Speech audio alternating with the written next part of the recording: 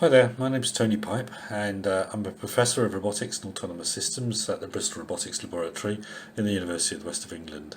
And I'm going to talk to you about how developments in vehicle technology could contribute towards how we might reach a net zero by 2030. So, we've carried out a number of projects in this laboratory on electric propulsion and also on increased autonomy in vehicles. All of these have an underlying focus of mobility as a service, and I'll come back to what I mean by that later. Here next to me on the screen is the kinds of vehicles we've looked at in projects, and they range from small, fully autonomous, low-speed vehicles through conventional cars to buses and vans. Most of the pollution generated by vehicles on the roads comes from cars. It's over 60% of it, and small vehicles like cars are the easiest vehicles to convert to electric propulsion, and so it's a good place to start. So what can electrical propulsion do for us? Well, first of all, it's carbon free at the time of use, and I'll come back to that later too, and it'll certainly remove a reliance on fossil fuels for mobility. In addition, though, they have a simpler powertrain. An electric motor is a lot more simple than an internal combustion engine, and there's no need for a gearbox. And there are also energy efficiency gains from what's called regenerative braking in an electric motor.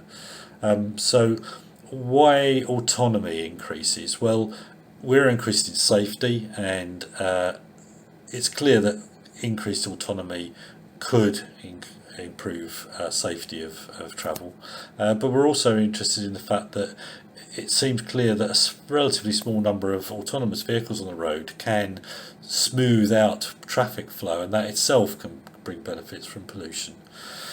So what is this term mobility as a service, and why is it important? Well, right now we have an ownership model for cars, but we could be changing gradually over the coming years to paying for a service, much like the change that's occurred in the use of mobile phones. Why is that important? Well, most cars spend most of their time parked outside your home or at a place of work, and that's really a rather inefficient use of it as a resource. If you could call up a mobility service that you required some kind of vehicle on your mobile phone app, and then once you got out of that vehicle it went off and serviced someone else's use, then that would be a much more efficient use of the vehicle, and we may then have a lot less vehicles themselves on the roads as a result, and a greatly reduced need for car parking and so on. Those are many of the benefits, but what are the challenges? I think all these challenges are overcomable, by the way. Well, one big challenge is that although electrical energy is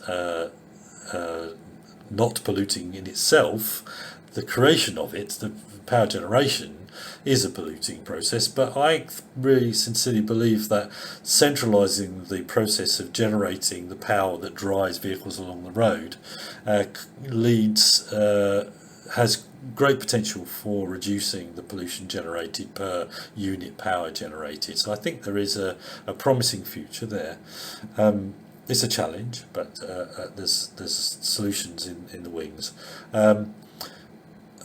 Another problem is the fact that the electrical power distribution network as it stands now is insufficient. If everybody wanted to power their electric cars and recharge them outside their homes, basically the domestic power supply is not sufficient if everybody wants to do that outside their home at present. But again, that's a challenge that can be solved. Lastly, I would say that the density of batteries is quite a bit lower than that of a tank of fuel, and clearly until that power density increases, we're going to have to think carefully about the kinds of journeys we do currently now, and some people drive large distances to work, for example, and we may need to think about that again. Okay, I think there's a great potential here, and I'm very excited about what could be ahead of us, and thank you for listening. Bye bye.